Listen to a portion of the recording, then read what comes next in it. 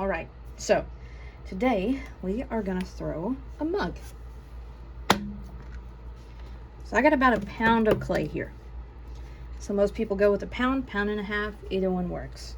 Now, excuse me if my wheel is loud. It is old. It is from 78. Way older than me, right? So, first, wet hands. Wet hands, wet hands.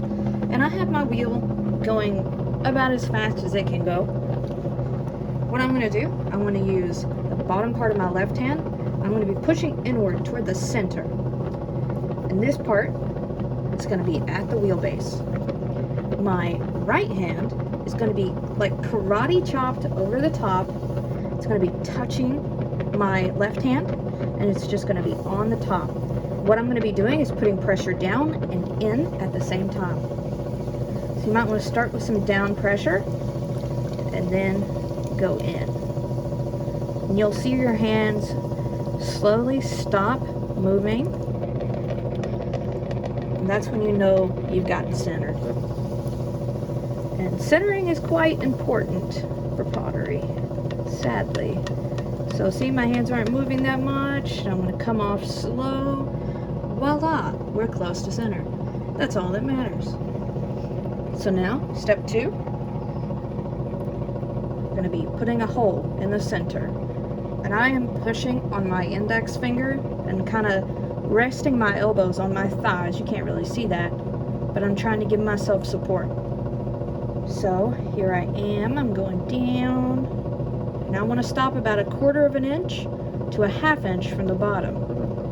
In the beginning, it's best to stop before you think you need to, just in case. So now I'm going to turn it off, and I'm going to check that bottom. So here I have a needle tool. I'm going to stab it into the bottom, and I'm going to move my nail down to where the clay is. So right there, got about 1/2 inch, right? That's what we need. So I'll leave it alone and get back to throwing. So I'm going to keep going max speed. So get some water. Now I'm going to be hooking out into my right hand. This guy's just a guide, and this one is going to be hooking toward the right. So here we go. We're hooking, hooking, and there we are. And all I did was move straight over into my right hand. So this is step 2 for step 3. Well, actually, this was step 3. For step 4, we're gonna slow down to about half. This is gonna be where we pull up our walls. Now, pulling is kind of a misnomer. We're really pushing our fingers together and moving our hands up. So we start at the bottom over here. Our sponge is at the bottom, and our fingers are going to be touching the bottom where the clay is over here. That's going to put this hand slightly below this one, and we're going to be moving our hands up in a straight line. So if you find your cylinders are often spreading out and turning more into a bowl, imagine you're pulling inward toward the middle of the wheel to overcompensate for that. So here we are, putting our fingers at the bottom. Now we're pushing together, and we are moving up slowly. There we go. And I'll just fix up that rim.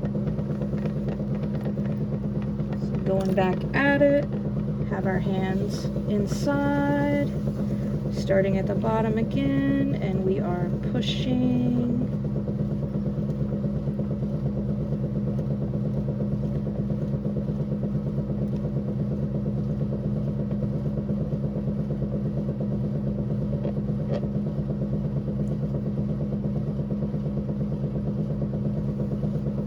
And all I'm doing at the top there is putting these 2 fingers on the side, and the one finger just rests on top. And I'm just trying to keep the rim clean, right?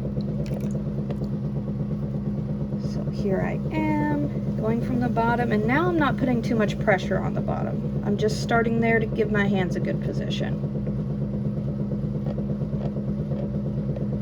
Here we go, we're moving up, slowly but surely. And this all depends on how big you want your mug, right? I tend to make smaller mugs because I find them really cute. So here we go. I'm checking the thickness, right? What I want on the sides is about 1/4 of an inch, right? So on the bottom, I left it a little thicker because I wanted to make a nice little shape at the bottom. Give her a body.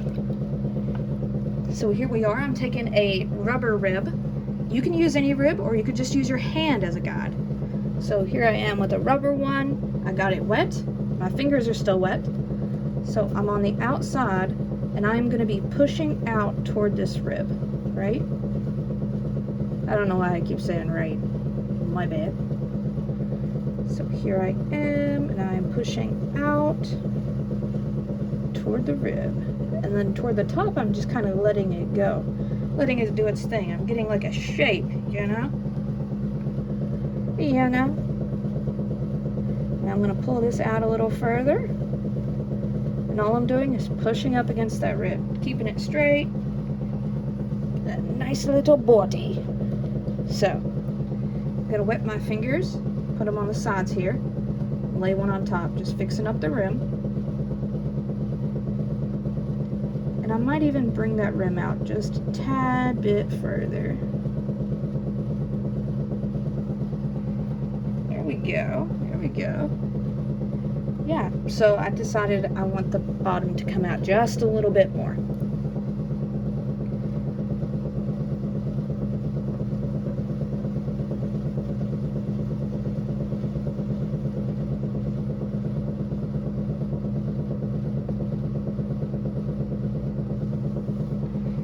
Alright, so it got a little wobbly because I'm a little thin at the bottom. That's okay. Don't worry about it. Don't worry about it. It still works. So there we go. Now, I can't really reach my hand down in here to get the water out of the bottom, and you have to do that. So what I got instead is a sponge on a stick. For me, it's really a sponge tied to the bottom of a paintbrush. It works. So what I'm going to do, take the sponge, and I'm going to push down ever so slightly on the bottom of the pot, and I'm just collecting all of that water. And you want it all out, because if not, when it starts to dry, it's going to eat through your bottom, and then you'll get little S cracks, and hell, your whole pot might crack in half. Who knows? So let's get the water out of the bottom. We'll also go ahead and clean up the water on the side there, just to get it out of the way too. Why not? And so after this, I'll just make a handle. I'll do that in a separate video in case you already know how. But there we go. Perfect little mug.